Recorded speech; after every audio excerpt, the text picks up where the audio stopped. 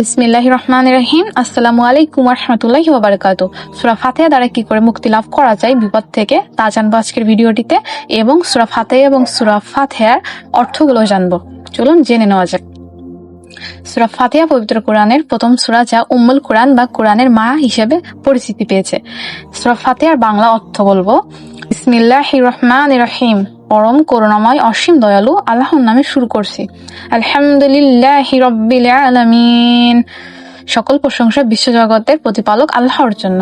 আর রহমানির রহিম, যিনি পরম করুণাময় ও অত্যন্ত দয়ালু। মালিকি ইয়াউমিদ্দিন, বিচার দিবসের একমাত্র মালিক।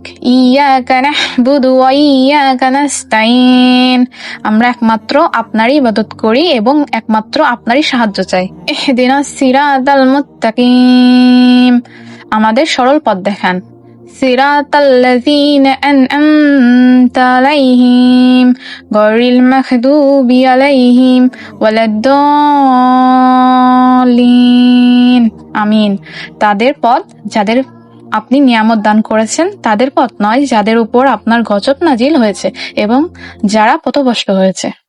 এতক্ষণ আমরা শুনেছি সূরা ফাতিহা এবং তার অর্থগুলো। এবার জানবো সূরা ফাতিহা দ্বারা কি করে বিপদ থেকে মুক্তি লাভ করা যায়।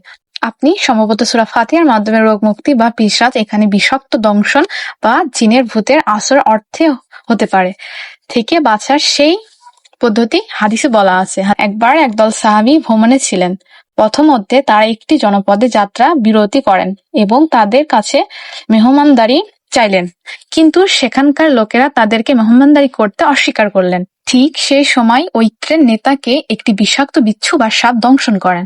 গ্রামের লোকেরা সব ধরনের চিকিৎসা করেও তাকে সুস্থ করতে পারছিলেন না। তখন তারা সাহাবীদের কাছে এসে জিজ্ঞাসা করলেন, আপনাদের কাছে কি কোনো ঝাড়ফুঁক বা ওষুধ আছে? একজন সাহাবী আবু সাঈদ খুদরি রাদিয়াল্লাহু আনহু বললেন, হ্যাঁ, আমি ঝাড়ফুঁক করতে পারি, কিন্তু যেহেতু তোমরা আমাদের মেহমানদারি করনি, তাই আমি পারিশ্রমিক ছাড়া একটু করব না। এরপর এক পাল বকরির বিনিময়ে চুক্তি হলো। সাহাবী সেই নেতার উপর সূরা ফাতিহা পড়ে ফু দিলেন। অলৌকিকভাবে সেই নেতা তখনই সুস্থ হয়ে উঠলেন, যেন তার কোনো বাঁধন খুলে দেওয়া হয়েছে। সাহাবীরা এই পারিশ্রমিক গ্রহণ করবেন কিনা তা নিয়ে দ্বিধায় ছিলেন।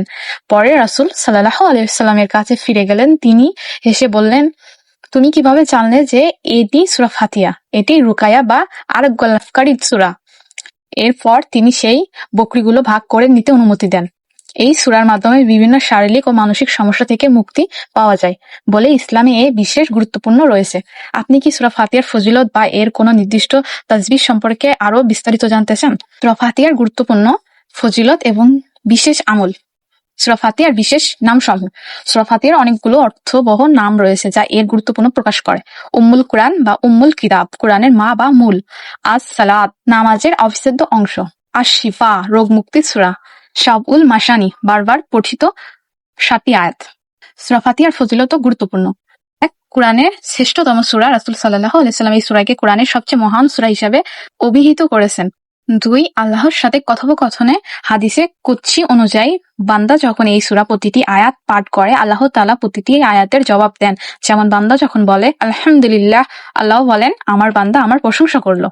নামাজের অপরিহার্য অংশ। এই সূরা ছাড়া কোনো নামাজই পূর্ণাঙ্গ বা কবুল হয় না। রোগের মহা ঔষধ। একে শিফা বলা হয় কারণ এটি শারীরিক মানসিক প্রশান্তি এবং আরোগ্য লাভের মাধ্যম। কিছু প্রচলিত আমল ও বৈশিষ্ট্য। ইসলামিক পণ্ডিত ও শরীয়তের আলোকে এই সূরা কিছু আমলের কথা জানা যায়। রোগ মুক্তির জন্য 41 বার ফাতিহা পাঠ করে পানিতে ফু দিয়ে পান করলে বিভিন্ন অসুখ থেকে মুক্তি পাওয়া যায় বলে অনেক আলেম উল্লেখ করেছেন। রিজিক বৃদ্ধির জন্য শেষ রাতে এই সূরা 41 বার পাঠ করে রিজিক বৃদ্ধি ও অভাব দূর হয় বলে আমলকারীদের মাঝে প্রচলিত আছে। নিরাপত্তার জন্য ঘুমানোর আগে সূরা ফাতিহার সাথে সূরা ইখলাস, ফালাক ও নাস পাঠ করা নিরাপত্তার জন্য অত্যন্ত কার্যকর। স্থাপন করেছি। আপনাদের যদি ভিডিওটি ভালো লাগে অবশ্যই লাইক, কমেন্ট এবং সাবস্ক্রাইব করে রাখবেন, আর ভিডিওটি শেয়ার করতে ভুলবেন না। আল্লাহ হাফেজ। আসসালামু আলাইকুম ওয়া রাহমাতুল্লাহি ওয়া বারাকাতুহু।